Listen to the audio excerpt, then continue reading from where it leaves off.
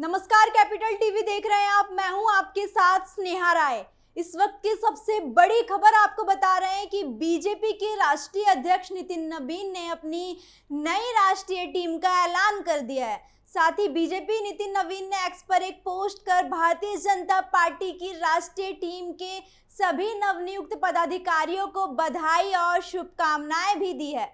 साथ ही नितिन नबीन ने यह भी कहा कि पीएम मोदी के मार्गदर्शन में बीजेपी आगे बढ़ेगी।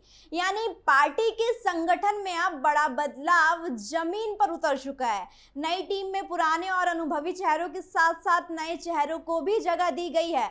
आपको बता दें कि स्मृति ईरानी, विनोद तावड़े और विपल कुमार देव, बीएल संतोष, साथ ही सुनील बंसल जैसे नेताओं को राष्ट्रीय महासचिव की जिम्मेदारी दी गई है। साथ ही बता दें कि स्मृति ईरानी को पार्टी संगठन में राष्ट्रीय महासचिव की सबसे बड़ी कमान दी गई है, जबकि केंद्रीय मंत्री पीयूष गोयल को बीजेपी का नया राष्ट्रीय कोषाध्यक्ष बनाया गया है। बीजेपी की नई राष्ट्रीय टीम सामने आते ही सियासी हलचल तेज हो गई है।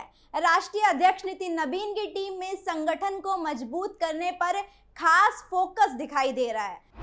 भारतीय जनता पार्टी में जश्न का माहौल, नई टीम के ऐलान पर उत्साह, स्मृति ईरानी की दमदार वापसी, नितिन नबीन की टीम तैयार। नई टीम में सबसे ज्यादा चर्चा स्मृति ईरानी की हो रही है। पूर्व केंद्रीय मंत्री की संगठन में वापसी को बीजेपी की बड़ी रणनीति के तौर पर देखा जा रहा है। इसके साथ ही राम माधव की वापसी और वसुंधरा राजे को अहम जिम्मेदारी दिए जाने की खबरों ने भी सियासी हलचल बढ़ा दी है। यानी बीजेपी ने संगठन में कई पुराने और भरोसेमंद चेहरों को फिर से अहम भूमिका में लाया है। पार्टी ने ऐसी टीम तैयार की है जिसमें अनुभव भी है और युवा ऊर्जा भी है। आने वाले विधानसभा चुनाव और 2029 के लोकसभा चुनाव को देखते हुए इस टीम को बेहद अहम माना जा रहा है। इसमें सबसे बड़ा नाम स्मृति ईरानी का है।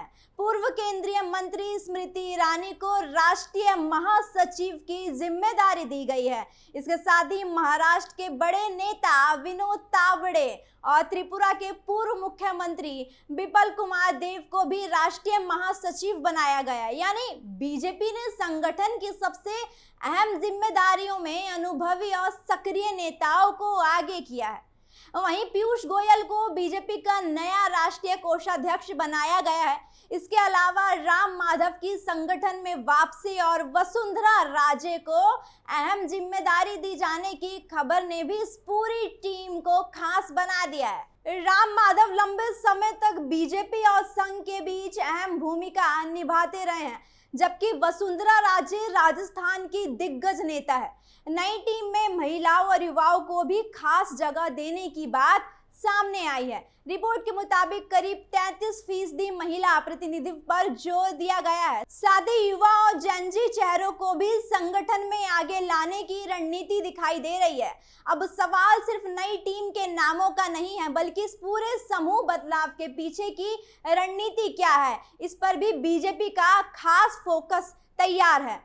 चुनावी मोड में तैयार करने पर दिखाई दे रही बीजेपी 2027 में कई राज्यों के विधानसभा चुनाव होने हैं और उसके साथ 2029 में लोकसभा चुनाव की बड़ी चुनौती होगी।